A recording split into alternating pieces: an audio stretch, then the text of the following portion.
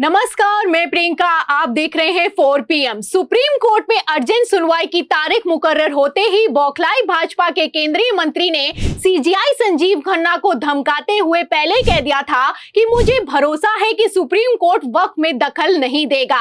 लेकिन दखल देना तो दूर की बात है, सीजेआई संजीव खन्ना ने वक्फ कानून पर अंतरिम रोक लगाते हुए सब कुछ एक झटके में कैंसिल कर दिया तो भारतीय जनता पार्टी की तगड़ी फजियत हुई है। सुप्रीम कोर्ट ने अपने आदेश में साफ कह दिया है कि केंद्र को 7 दिनों की मोहलत दी जाती है और इस मोहलत के बीच ऐसा बिल्कुल भी नहीं चलेगा कि वक्फ कानून को लागू कर दिया जाए। एक तरफ सीजेआई संजीव खन्ना ने फैसला सुनाया है तो वहीं दूसरी तरफ 24 घंटे में ही आदेश पलट गया है। जी हां, बड़ी खबर निकलकर सामने आ रही है कि सुप्रीम कोर्ट की रोक के बावजूद वक्फ की जमीन पर सरकारी कब्जा घोषित कर दिया गया है। तो कैसे बड़ा खेला हुआ है आपको बताएंगे। वक्फ कानून पर दर्ज हुई पहली एफआईआर पर भी आएंगे, लेकिन खबर में सबसे पहले आप क्रोनोलॉजी समझिए। तो जैसा कि आप जानते हैं कि ठीक एक दिन पहले सुप्रीम कोर्ट ने वक्फ कानून पर अंतरिम रोक लगाते हुए 7 दिनों में मोदी सरकार से जवाब मांगा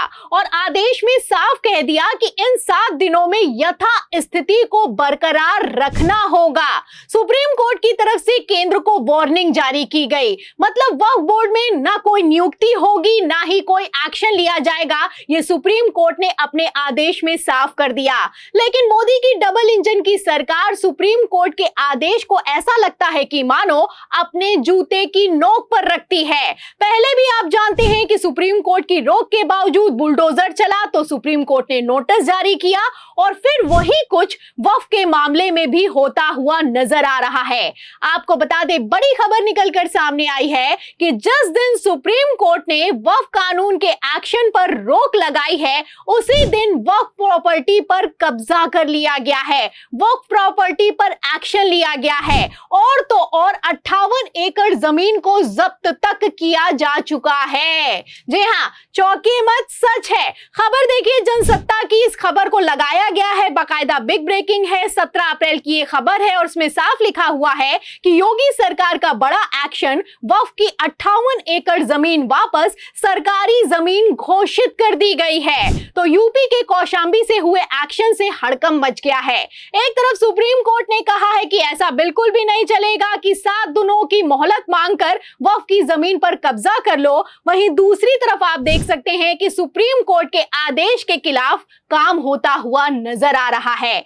आपको बता दें कि यूपी में लगातार ऑर्डर पर ऑर्डर पास किए गए हैं और हद तो तब पार हो गई है जब सुप्रीम कोर्ट की अंतरिम रोक के बावजूद वक्फ कानून के अंडर पहली एफआईआर तक दर्ज हो चुकी है। जी हां, खबर भी मौजूद है, खबर आप देख सकते हैं, आज ही की खबर है। और इस खबर में क्या लिखा हुआ है, खबर आप देखिए न्यूज़ 18 की। देखिए, इस खबर में साफ लिखा हुआ है कि वक्फ कानून के बाद यूपी में दर्ज हुई पहली एफआईआर, सरकारी कब्रिस्तान को बना दिया दरगाह, फर्जी ट्रस्ट बनाकर 11 लोग कर रहे थे उगाही। तो कहीं पर एफआईआर दर्ज की जा रही है और कहीं पर वक्फ प्रॉपर्टी पर कब्जा किया जा रहा है और ये सब हो रहा है जब सुप्रीम कोर्ट ने वक्फ कानून पर अंतरिम रोक लगा दी है।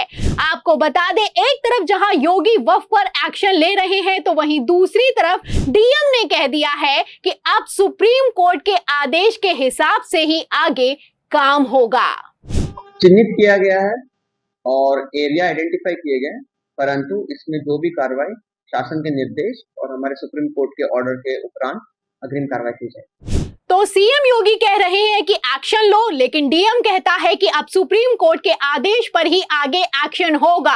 आपको बता दें कि खबर तो पहले ही निकलकर सामने आ गई थी कि वक्फ पर बड़ी तैयारी में थे तुषार मेहता, इसीलिए सुप्रीम कोर्ट में मान ली हैं शर्तें और इस तैयारी का पूरा खुलासा या फिर यूं कहें भांडाफोड़ अब होता हुआ नजर भी आ रहा है। आपको बता दें, एक तरफ जहां योगी सरकार ने सुप्रीम कोर्ट को खुला चैलेंज किया है, वहीं दूसरी दूसरी तरफ हद तो तब पार हो गई है जब उपराष्ट्रपति ने सुप्रीम कोर्ट को धमकी तक दे डाली है। कहना है कि सुप्रीम कोर्ट लोकतंत्र के खिलाफ काम कर रहा है। तो आप देख सकते हैं कि कैसे पूरा का पूरा भाजपाई सिस्टम सुप्रीम कोर्ट के खिलाफ एक्टिवेटेड हो चुका है। जब से सीजीआई संजीव खन्ना ने वक्फ पर अंतरिम रोक लगाई है, तब से भारतीय जनता पार्टी का आईटी सेल बौखला रहा है और सुप्रीम कोठा बंद करो सोशल मीडिया पर ट्रेंड चलाया जा रहा है। आपको बता दें कि सुप्रीम कोर्ट ने एक ही झटके में इनके मंसूबों पर पानी फेर कर रख दिया है। यहां पर बात सिर्फ उत्तर प्रदेश की नहीं है, बल्कि उत्तर प्रदेश के साथ ही मध्य प्रदेश से लेकर छत्तीसगढ़ और राजस्थान में भी वक्फ की सैकड़ों एकड़ की जमीन को चिन्हित किया जा चुका है। ऐसे में यह कानून अगर कैंसिल हुआ तो मोदी की डबल इंजन की सरकार की सिर्फ फजीयत नहीं होगी, बल्कि अल्पमत की भारतीय जनता पार्टी का पहला एजेंडा ही पूरी तरीके से फेल हो जाएगा।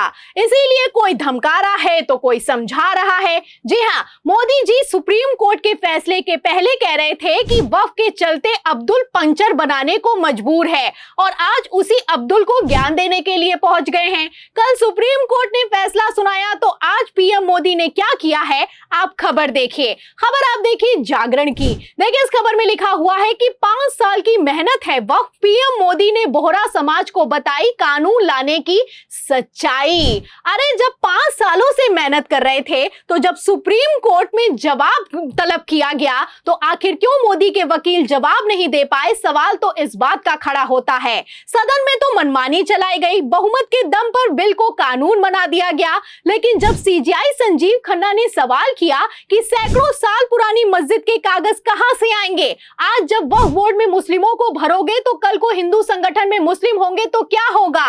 इन सवालों पर 5 सालों से तैयारी कर रही मोदी सरकार से जवाब तक नहीं देते बना।